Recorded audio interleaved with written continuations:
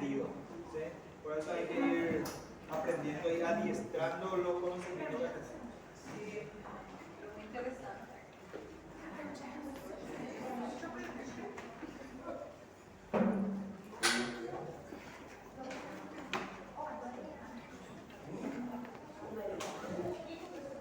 Pero ustedes tienen todos los materiales.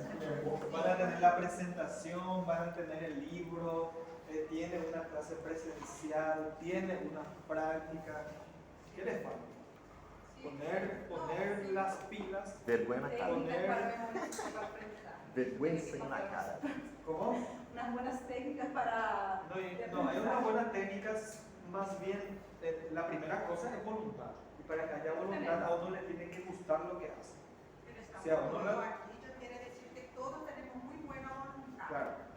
Eu botava para ajoelhar no mínimo, porque tem metade que está aqui que não queria estar. Una cosa que estén presentes y otra cosa que estén conectados. Estoy conectado, doctor, ustedes ven bien. No, pero no todos somos, Mi ojo aquí por mí. no todos somos así, ¿verdad? Hay algunos que Que yo aquí estoy. vienen por fuerza externa. Olha, eu não vim na faculdade, eu só vim hoje. Puedo decir hasta tus movimientos que hiciste. Bien. Ustedes me dirán cómo aprendieron en el primer semestre. Ustedes más bien, ustedes son el resultado del primer semestre. Entonces, saben cómo es la temática. ¿Cómo se lee? Hacer una lectura comprensiva generalmente estudiamos en el tercer grado, cuarto grado, quinto grado, sexto grado en la escuela. ¿No? Ahí el profesor te dice, te da un texto y te dice interpretar o hacer una conclusión de este texto. Y te da así una página. ¿No? ¿Y ustedes qué hacen? Primero leen, entienden más o menos, leen otra vez, entienden mejor. La tercera hacen sus conclusiones. Y eso, así es lo que funciona la técnica de aprendizaje. Esa es técnica de aprendizaje. Agarran el libro y miran. En el libro está síndrome meningio, síndrome cerebroso, síndrome de Bronstein-Quarter, silicomedia. Estos son todo neurología. ¿Sí? Y van aprendiendo los términos y los títulos grandes. Esa es la primera vista. En la segunda vista van a decir el síndrome sensitivo, es extenso, pero ¿cuáles son las patologías del síndrome sensitivo? Ustedes ya van leyendo y van concluyendo, van haciendo como un embudo, ¿sí? Y sacando las cosas más importantes. ¿Sí? Eso pues el aprendizaje. ¿Sí? El aprendizaje es... no tengo acá. Eu pego lá embaixo. El aprendizaje es, creo que yo tengo por aquí. Profe, a Norma pediu para eu descer rapidinho. Eso lo es entre paréntesis. Não, o acadêmico está me chamando, só para eu resolver questão de prática. Yo tenía uno, no sé dónde. Pero le voy a explicar.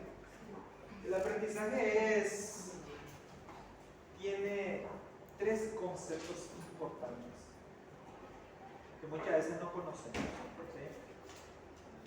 La primera cosa es el conocimiento que nosotros tenemos. Y el conocimiento es netamente teórico. ¿Sí? El conocimiento que uno adquiere es los conceptos, los mecanismos. Por ejemplo, uno no puede ver, por ejemplo, cómo ocurre o cómo va viajando una sensibilidad, ¿no? Percibe, se va y entra. Ese es el conocimiento que uno tiene, ¿sí? El concepto de saber, ¿sí? Y el otro es saber hacer, y esa es la parte práctica, ¿sí? Ustedes conocen la sensibilidad, ahora le tienen que explorar a la sensibilidad, ¿sí? Saber hacer. Y el otro es el saber ser, cómo tenés que comportarte frente a la exploración de esa sensibilidad. Esos tres conocimientos es lo que concluye en la profesión o en la capacidad o en la competencia de una persona, ¿sí? Si acá Roseli dice, vamos a dar la parte de neurología, ella tiene que ser competente y tiene que tener la capacidad de hacer semiología neurológica. Por eso le di un link, inclusive, ¿verdad? Para que puedan certificar al terminar esa semiología, para que puedan decir, Carmen, certificado de semiología médica, ¿sí? Del primer nivel. ¿Qué quiere decir eso? Que ella va a ser capaz, al terminar el curso, este curso, de hacer una exploración neurológica. Y eso requiere competencias. Ella tiene que ser competente de agarrar el martillo, explorar, de saber cómo se agarra el martillo y saber las informaciones que va a sacar con relación a esa exploración. Y ahí se concluye todo. Saber hacer y saber ser. Entonces, ella adquirió la competencia de aprenderse en los métodos.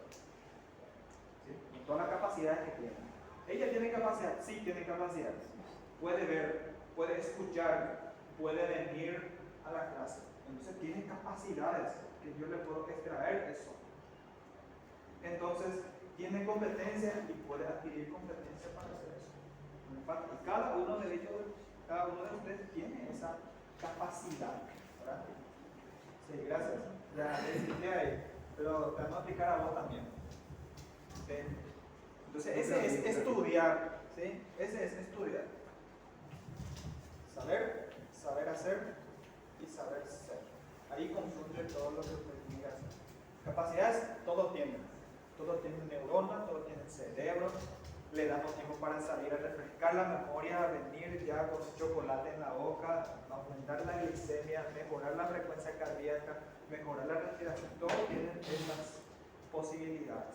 Y aparte de eso, muchas personas quieren estudiar medicina y no pueden.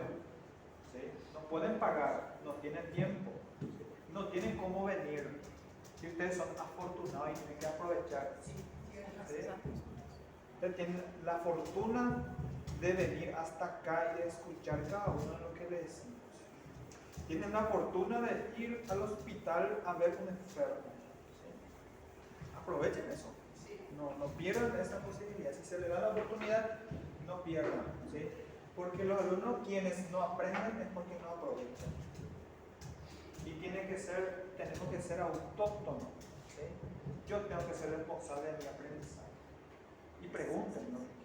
Esta cosa, por ejemplo, nosotros venimos acá a recitar nada más. Ustedes deberían de estudiar y venir ya con su problema. Y ahí me alzan la mano y me dicen, doctor, tengo un caso clínico que quiero presentar hoy. ¿Con relación a qué? Y con relación a la sensibilidad que estaba leyendo en el libro. Vamos a debatir eso. Es mejor aprender con esos tipos o técnicas de Ese enseñanza. programa tiene muchos casos clínicos del curso. Todas las cosas que tenemos vamos a encontrar todito como casos clínicos. ¿Verdad? La ataxia tiene un caso clínico. ¿Sí? Pero ¿cuál es el problema acá? ¿Cuál es el problema? O no solamente en el aula, en la institución, a nivel país, a nivel latinoamericano, a nivel mundial. Que no estudiamos, yo sé que no estudiamos para ir a una aula. Pero si ustedes me vienen y me dicen, nosotros estudiamos todito la ataxia, les pongo caso clínico, hacemos la práctica. ¿Sí? Pero, ¿dónde está el problema? Que no conocemos. ¿Sí? Le pregunto a Sonia, ¿qué es la ataxia? ¿Y cómo vamos a hacer un caso clínico sin saber qué es ataxia? ¿Quién es el órgano que se encarga de la ataxia? ¿Cómo se manifiesta la ataxia? ¿Cómo se explora la ataxia? Y ahí recién yo puedo explorar un caso clínico. No conocer lo básico. ¿Sí? Ese es el problema. Porque me dicen que con casos clínicos se aprende mejor. Claro que se va a aprender mejor, pero tenemos que aprovecharle. Cada uno tiene su forma y su técnica de estudio. Para casos clínicos es, en la actualidad, nosotros los médicos o en medicina deberíamos de estudiar con casos clínicos. Yo debería entrar nada más una clase basada en problemas. Y ahí aprovechamos y aprendemos todo. Pero ¿qué debería de haber? Debió de haber una lectura previa. ¿Sí? ¿Entienden? Ahí vamos a aprovechar mejor y vamos a ser mejores. Pero eso no significa que no vamos a ser mejores. Vamos a tratar de transmitir la mejor información posible y la mejor experiencia posible para ustedes. Pero ayúdennos. ¿Bien? Ok. Estuvimos hablando de la técnica de aprendizaje que me preguntó acá Roseli. Me dice que su libro es demasiado grande Eso de todo. y no puede aprender mucho. ¿Sí? Y me dice que todos los días viene a la institución. Y yo le dije que no solamente una vez se lee el libro, y eso es cierto. Se tiene que leer una vez, ver los títulos que se leen. ¿Sí? Nosotros sabemos que en la primera mirada que vimos, en la primera aula, sabemos que vamos a tener que leer neurología, urología y hematología principalmente en el segundo semestre. ¿Sí? Sabemos ya eso, ¿sí? Ya sabemos que vamos a estudiar en neurología. Cuando entramos en la parte de neurología,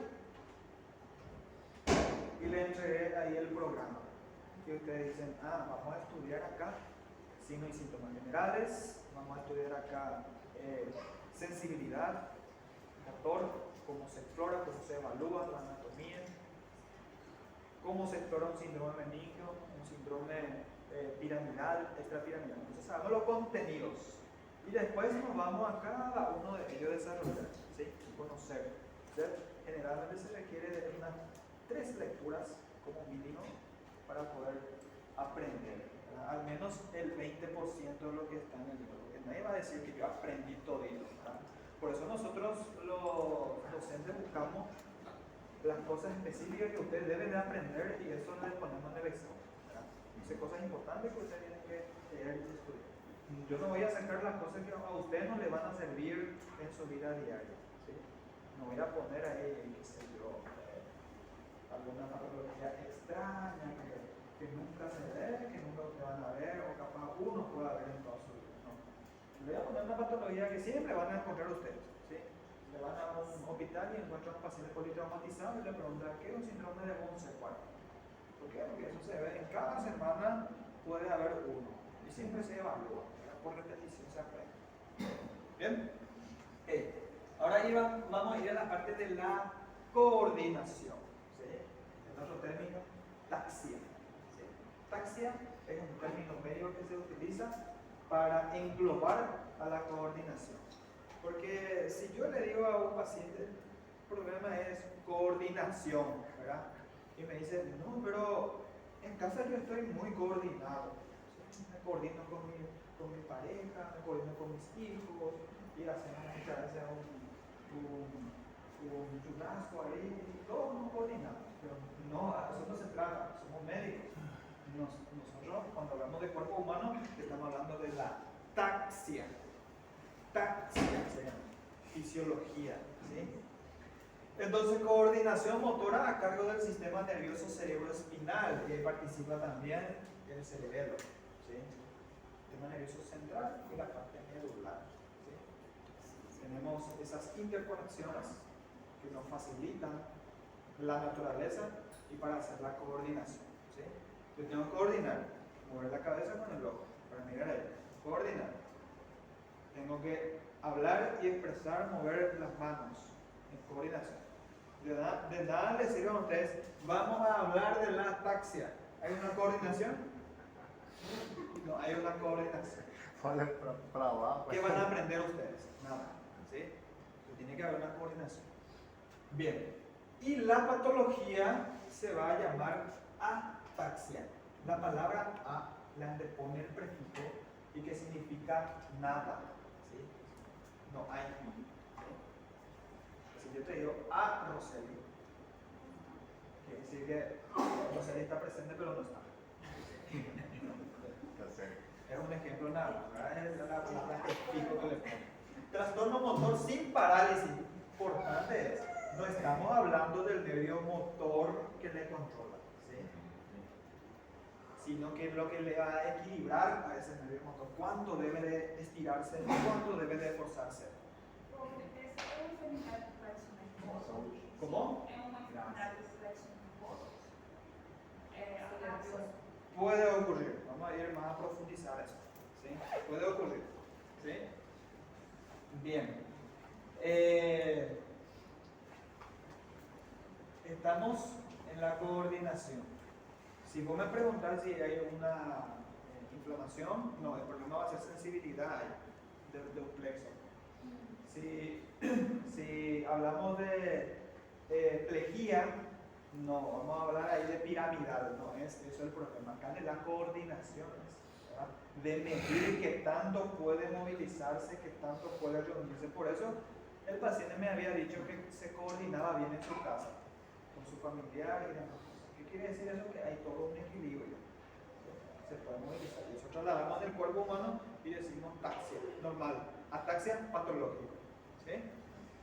Se realiza el movimiento con fuerza normal, pero de manera imprecisa y desorganizada, ¿verdad?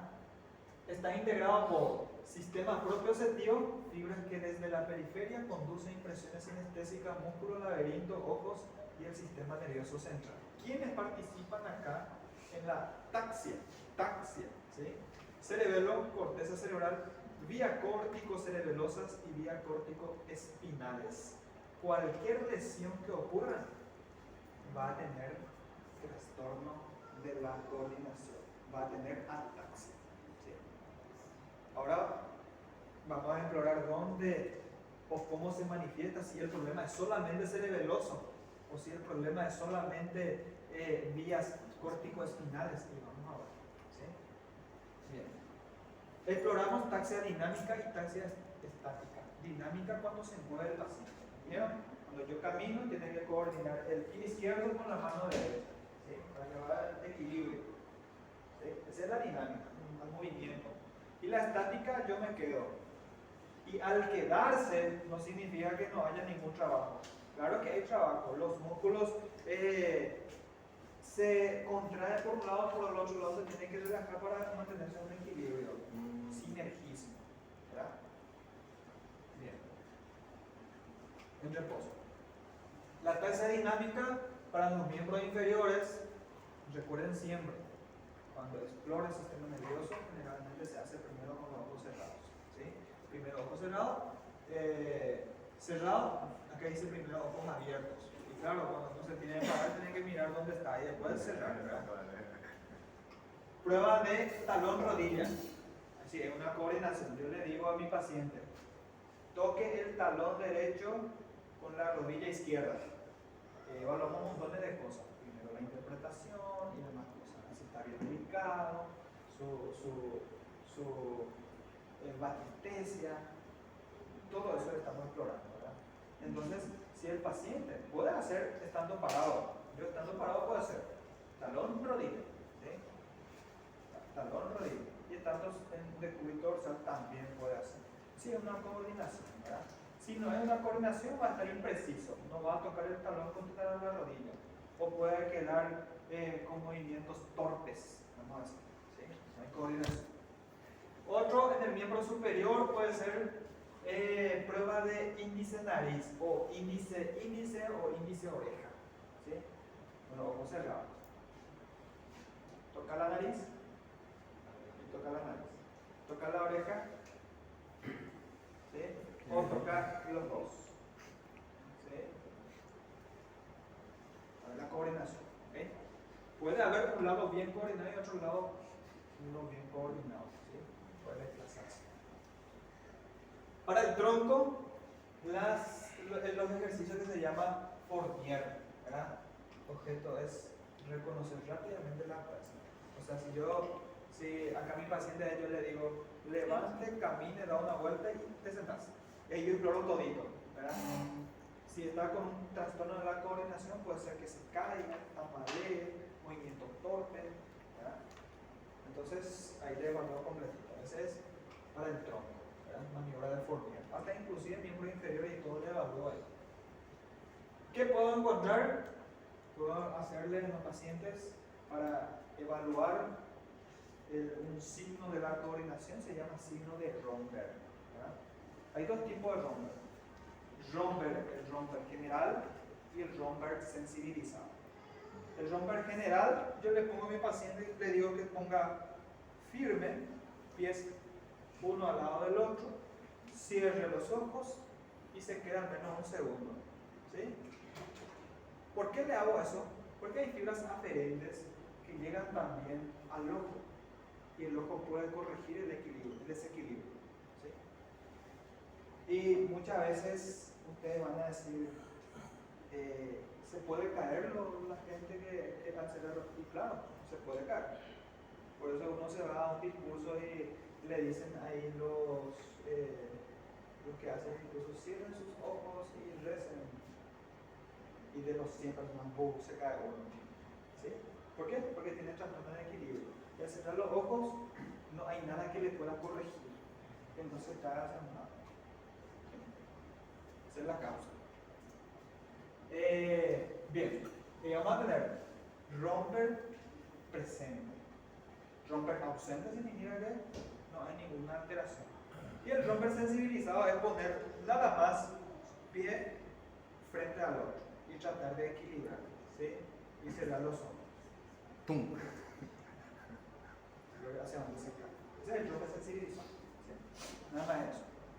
Significado y valor semiológico del romper. Revela trastorno del sistema proprioceptivo, que no reconoce el cuerpo donde mismo está ubicado, entonces se desequilibra. Déficit de la conducción de las vías aferentes de la sensibilidad profunda laberíntica corregida por la visión. ¿Sí? El sistema laberíntico, cuando hay trastorno en desequilibrio, por un cuadro de laberintitis o problema del oído interno, puede producir caída. ¿Sí? Se presenta en afecciones de cordones posteriores medulares, nervios periféricos y aparato laberíntico. ¿Sí? Ataxia aparece en afecciones neurológicas que lesionan cualquier vía y centro de la coordinación, como dijimos. Puede ser tanto periférica y tanto profunda, tanto laberíntica, tanto cerebrosa. Acá vamos a tener la ataxia periférica, ataxia central y mixta. Generalmente lo que se hace diferencia es la ataxia periférica contra la ataxia central. ¿Dónde está el problema? ¿En el sistema nervioso central o en sus proyecciones? ¿Sí? Ahí nos vamos. Se observa en neuropatía periférica, si es periférica, ¿verdad? Manifestaciones que vamos a tener acá: imposibilidad de estímulo propioceptivo de alcanzar el sistema nervioso central. Funciona el sistema nervioso central, la vía está abolida o está afectada, ¿sí? O está fea. ¿Qué manifestaciones? Cambios tróficos distales. Generalmente no usa. Si mi mano es torpe del lado derecho para agarrar vasos, para alimentarme, para escribir y demás, tengo que hacer del lado derecho, izquierdo. Entonces, por desuso, puede ir atrofiándose. ¿Sí? De eso no se refiere. Hipoarreflexia profunda, hipoestesia en bota o guante, eso le hacen más a un torpe. Trastorno de la sensibilidad superficial y profunda, no suele haber signo de romper. ¿Sí? Si es una periferia. No vamos a ir a la central. Medular. Se manifiesta en mielopatía que afecta en cordones posteriores, fisiopatología afecta la conducción de la presión propioceptiva del núcleo encefálico, ¿verdad? El núcleo encefálico. Manifestaciones: trastorno sensitivo, puede haber hipoestesia o puede haber anestesia profunda y táctil. ¿Por qué? Porque el problema está en la vía, ¿sí? Central. Ataxia estática, romper presente, y puede haber también ataxia dinámica. ¿Sí? Entonces el problema está en la vía.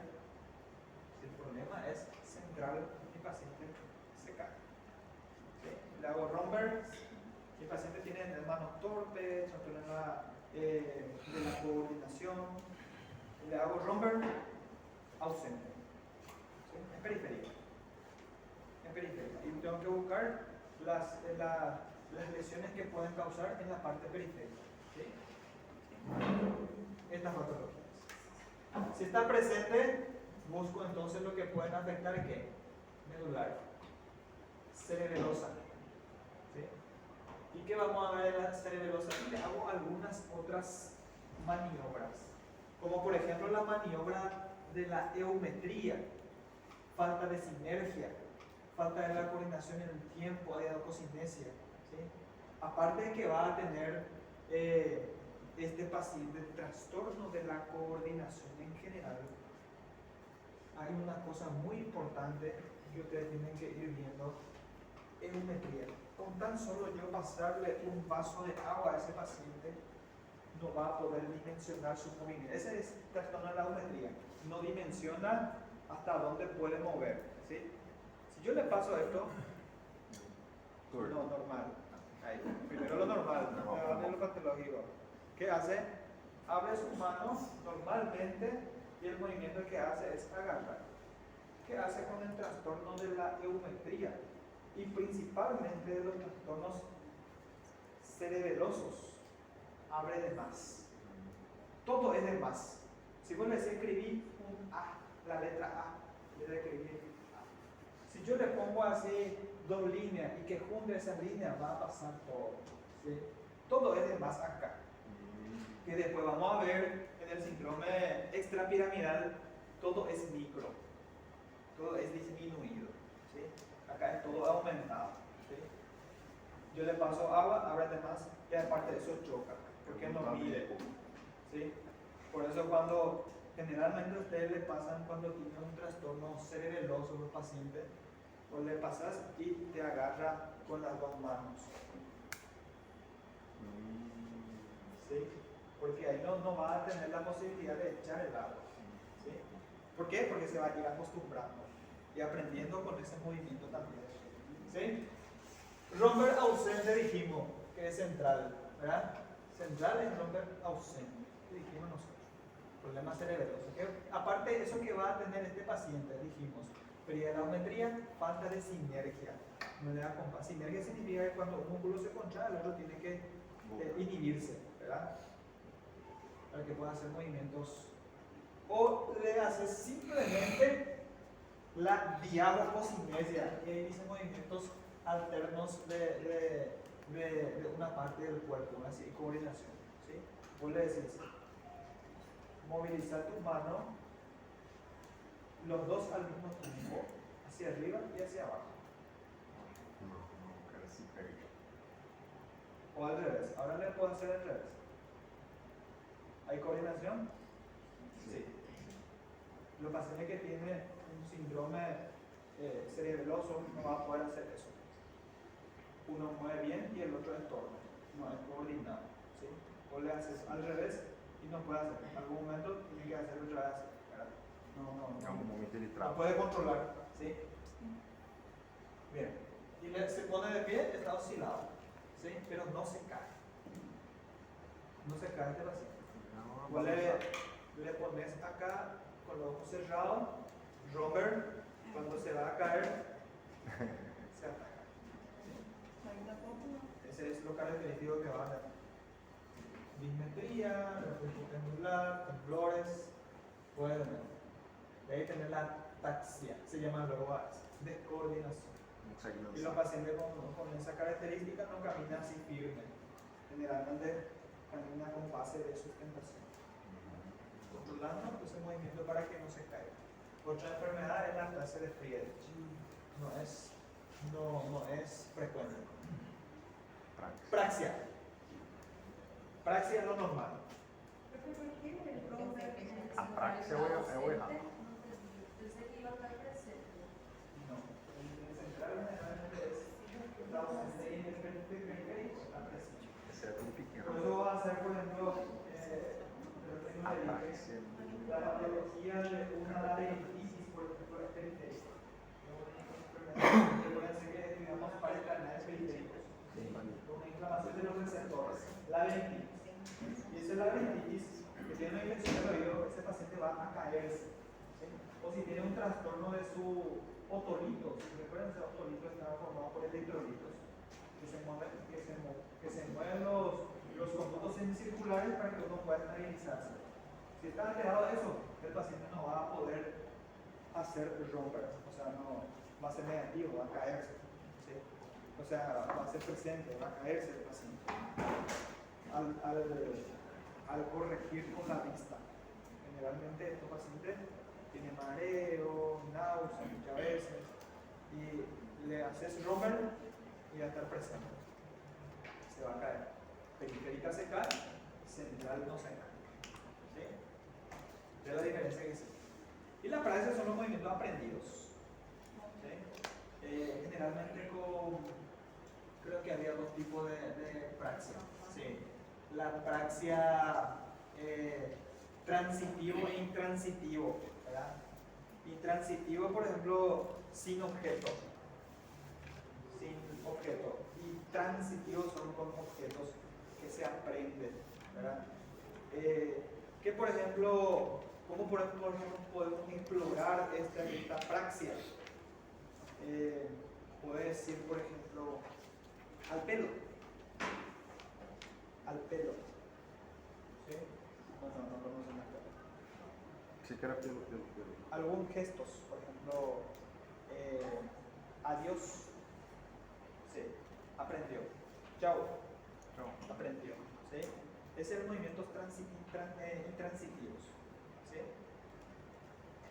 ¿Sí? Y otra cosa, los transitivos, que aprendió también, pero tiene que ser con objeto. ¿Sí? Entonces yo le digo, mostrame la letra O. Mostrame la letra O. La letra O, mostrame. Con esto. Mostrame la letra O, no. Ah, acá. Sí. Y ella aprendió que tiene que prender la tecla. ¿Sí? Si no conoce, no va a poder hacerlo. ¿Sí? Ese es los movimientos aprendidos. O yo le digo al alumno o al paciente, puedes escribir tu nombre, agarra el bolígrafo, escribe, porque sabe que el bolígrafo es para escribir. ¿Sí? Aprendió eso. Esos son los movimientos transitivos. Intransitivos son, por ejemplo, sin objeto. Sí. Chao, joia. ¿Cómo le Beijo. Chao. Sí, tirar besos. Es un movimiento transitivo. No son similares. O sea, lo que son similares es que los dos son movimientos aprendidos. ¿Sí? Tiene que tener en la conciencia esos movimientos. La parte intransitiva es cuando es sin objeto. Por ejemplo, uno puede hacer chao, no necesita nada. ¿Sí? Sí. A los niños vos le decís que van aprendiendo, vos le decís chao, aprendió. ¿Sí? O a los niños vos le decís ya me voy, hija, besos, te tira besos, porque aprendió eso. No necesita ningún objeto para hacer eso. ¿Sí? Ahora bien, a los mismos pacientes vos le decís, ¿cuál es tu nombre? Y le da un bolígrafo. Y te escribe un bolígrafo tu nombre. ¿Sí? Ele aprendeu. ¿Sí? Aprendió eso. Vos le das un cigarrillo y sabe bien que tiene que fumar. ¿Sí?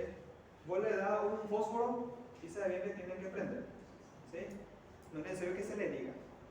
Esos son los movimientos transitivos. ¿Bien? Ese es lo que se relaciona con la praxis. ¿Sí? No es coordinación en sí, son los movimientos aprendidos. ¿Verdad? ¿Preguntas hasta ahí? Passar no cabelo É é transitivo. passar a mão no cabelo transitivo. Legal. Aqui. Passar no cabelo, tocar a barba. Porque eu tenho um contato com Una última clase para terminar. Tranquilo. o Deus.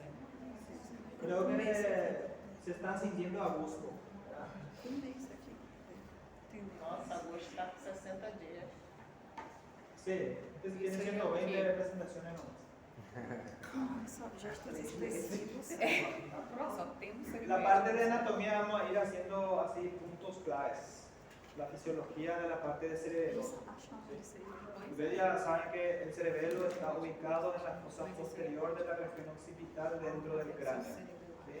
Está protegido ahí. La parte posterior del tronco encefálico que viene relacionado con su cara anterior. Su cara anterosuperior está ahí el lóbulo occipital. ¿Verdad? La parte posterior está hueso y laterales también está hueso. Y saben ustedes que está irrigado por varias arterias que llegan a las diferentes partes del cerebelo. El cerebelo tiene anatomía o anatómicamente tiene partes, segmentos, y son estos, ¿verdad? El vermis, que es la parte central, y los hemisferios cerebrales. y tienen funciones, y de acuerdo a sus funciones van a ir conectándose con otro órgano para hacer su función, ¿verdad?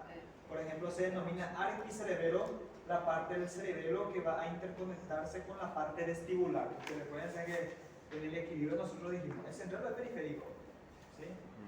Si el periférico es generalmente de los nervios periféricos y central es en el núcleo, la corteza. ¿Sí? Ok. La parte del vermis o del cuerpo se denomina paleocerebelo y que va a hacer contacto o que van a actuar con otros órganos, que es la vía que conduce para los tonos musculares. Controla el tono muscular. ¿Sí? Entonces, cuando uno habla de arquicerebelo, entonces es la parte del cerebelo que va a controlar en conjunto con el vestíbulo y hace una coordinación. Cuando habla de paleocerebelo, está hablando de la parte del cuerpo, del vermis. Vermis es un tipo de gusano, ¿sí? que se parece a la parte media del cerebro, por eso se llama vermis. Todos tienen sus porqués. Entonces se va a ir controlando el tono muscular. Y por último, el neocerebelo, que son los hemisferios derecho e izquierdo, van a hacer la coordinación en sí de los movimientos. ¿Sí? Que van a interconectar con todas las vías de la coordinación. ¿Sí? Nada más ahí van a tener todo lo que dijimos. Vías intrínsecas, vías aferentes y inferentes. Referente lo que sale, aferente lo que entran en contacto con ella, intrínsecas entre ellos se interconectan. Son mixtas. Entre ellas, no son mixtas. No son mixtas. Vos tenés un cerebelo. Lo que sale del cerebelo va a ser eferente. Lo que entra en el cerebelo va a ser eferente. Y lo que hace interconexiones acá adentro sin salir, se llaman fibras intrínsecas. Entre ellos. No entre ellos. ¿Sí? Acá tenemos una arquitectura anatómica, ¿verdad? Y ven ustedes las arterias que les llegan. Porque cada órgano que ustedes estudian van a estudiar irrigación, inervación, vasos linfáticos. Anatomía, ¿verdad? Irrigación, arterias, venas. Uno lleva y otro recoge. Vasos linfáticos, lo que recoge el excedente. ¿Sí? Y por último, y ahí lo que estoy en la anatomía. ¿Verdad? La anatomía va a tener peso, estructura, fisiología, función y demás. Y acá lo importante de la arteria que tenemos son la arteria cerebelosa posterior o pica, arteria cerebelosa anteroinferior o AICA, y la arteria cerebelosa superior, ¿verdad? Como ustedes ven acá, que es rama de la arteria carótida. Funciones, ya habíamos dicho. Acá ya estamos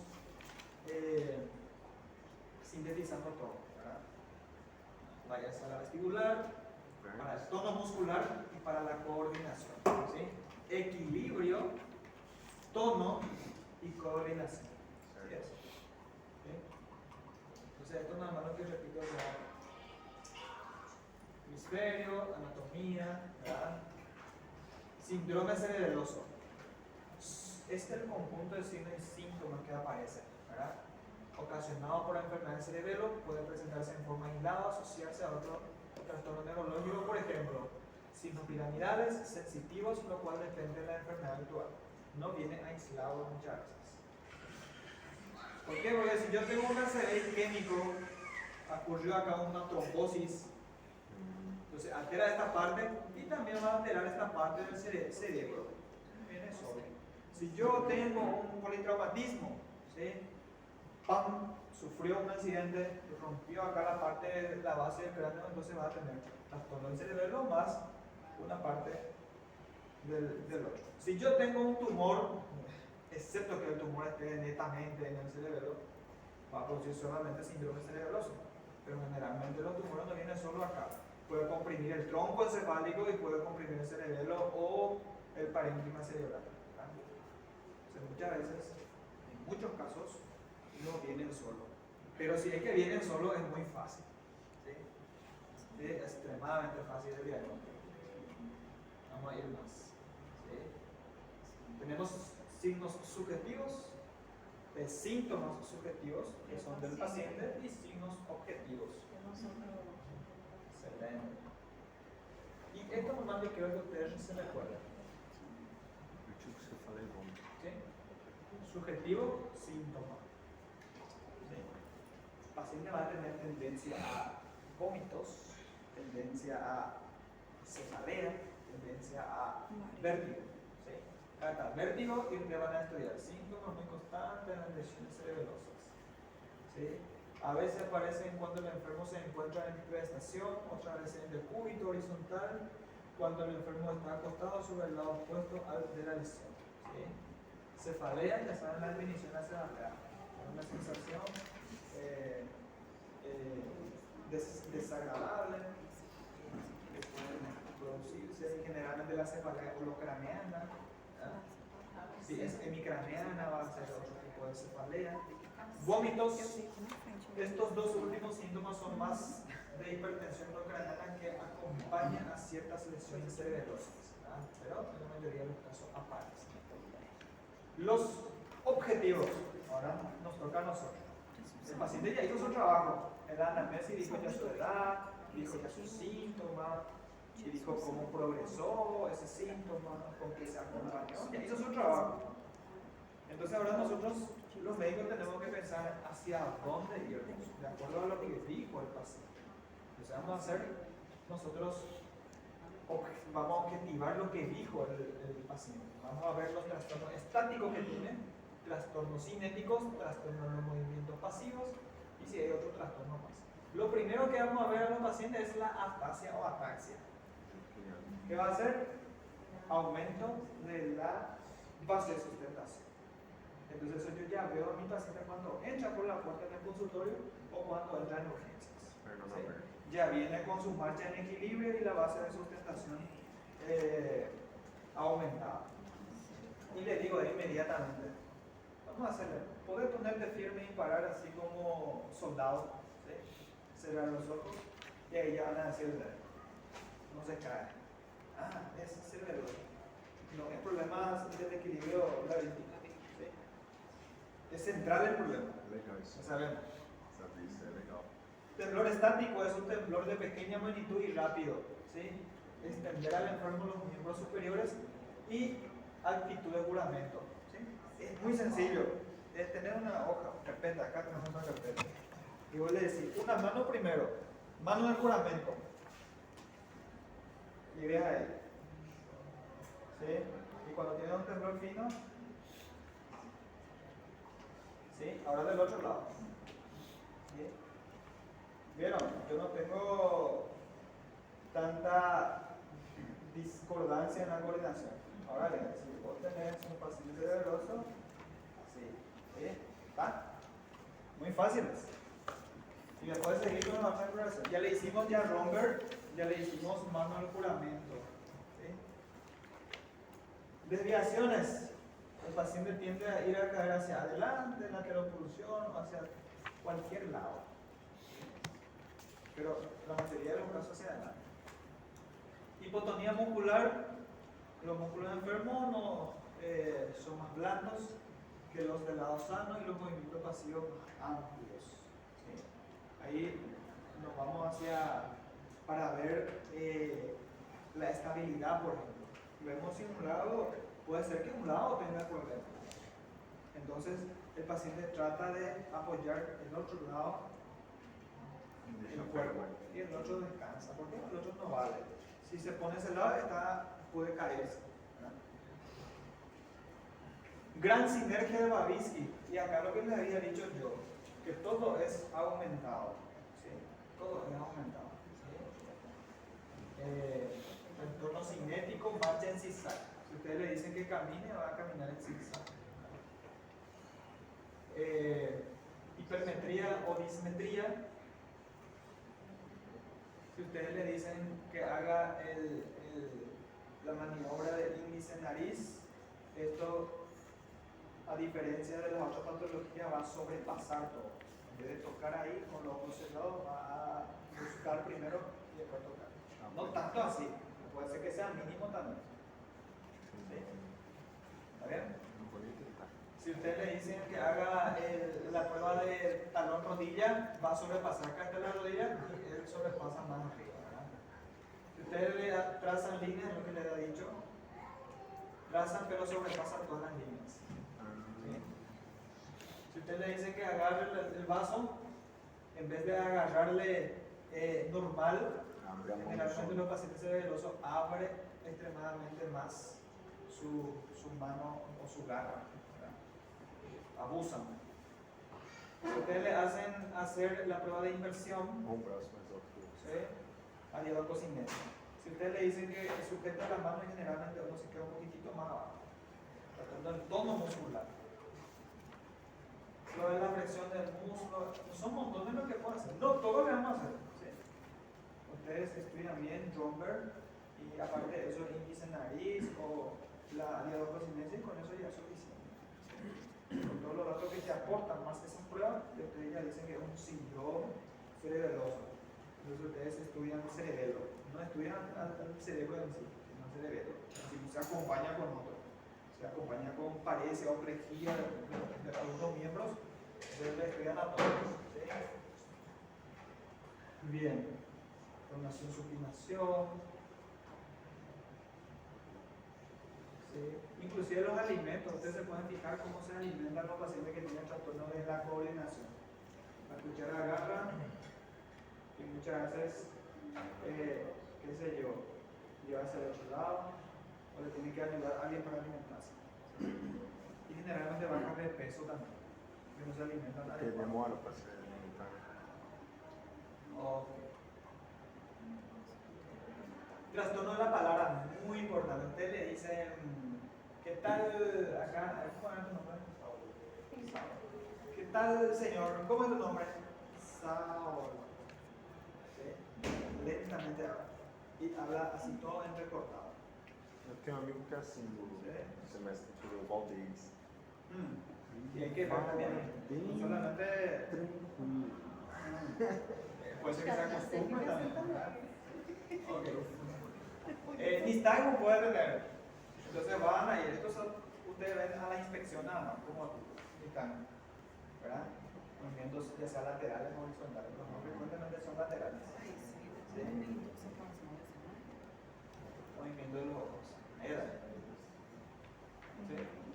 Lo pueden tener también. Entonces ustedes les miran al paciente que viene así medio desequilibrado, con aumento de base de sustentación. Inclusive a algunos ya no le hacen más ni rocker porque ya tiene su nistagmo y además ya le viene cantando su síndrome. ¿Sí? Y son esas cosas lo que les quiere pasar a los alumnos en la clase, en el examen. ¿Por qué? Porque ya tiene un cuadro característico de una enfermedad y no sabe el diagnóstico. Barocognosia haciendo peso, que ya habíamos dicho. Tener un peso y el otro lado no puede discriminar. Crisis cerebelosa. Sería ¿sí? Ahí llegamos. Fenómeno cerebeloso. Gracias, profe. Pregunta ahora, si quieren hacer. Não, estou tranquilo. ¿No? ¿No hay preguntas? Se não há pergunta, há dívidas. Se não há dúvidas, En há la dívidas. próxima clase vamos a tener una prueba de 5 o 10 puntos sobre todo lo que hablamos. Muito ¿Sí? bom. Já que ninguém tem dúvida, vamos Esa prueba va a incluir dentro del proceso del primer examen parcial. ¿Sí? Vamos a ir acumulando esos puntos para que no se sumen mucho. ¿Sí? Sim. Entonces todos los pares craneales y todo lo que se lo vemos hasta acá, entonces vamos a hacer una pruebita, ya sea selección múltiple, puede ser que sea pregunta, Está dando ponto da pensamiento, P1 já antes da P1. para facilitar, ¿sí? Si tienen más poco contenido para leer, ¿está bien? Gracias, profe. Para Gracias. todo eso, y eso ya incluye dentro del examen. Gracias, muitas gracias. Doutor, É uma ajuda você isso aí. quer ou É uma baita de uma ajuda.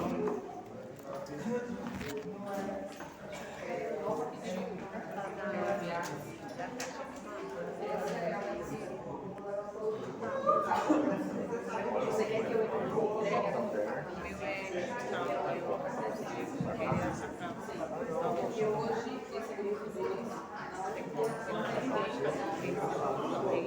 tiene práctica ahora. Uno con la Patricia y otro con Então, eu posso estar entregando. Ela pediu para você entregar. Aí você encontra com ela hoje. Conversível também. Tiene que llevar, yo no me voy a ir. Sim, então eu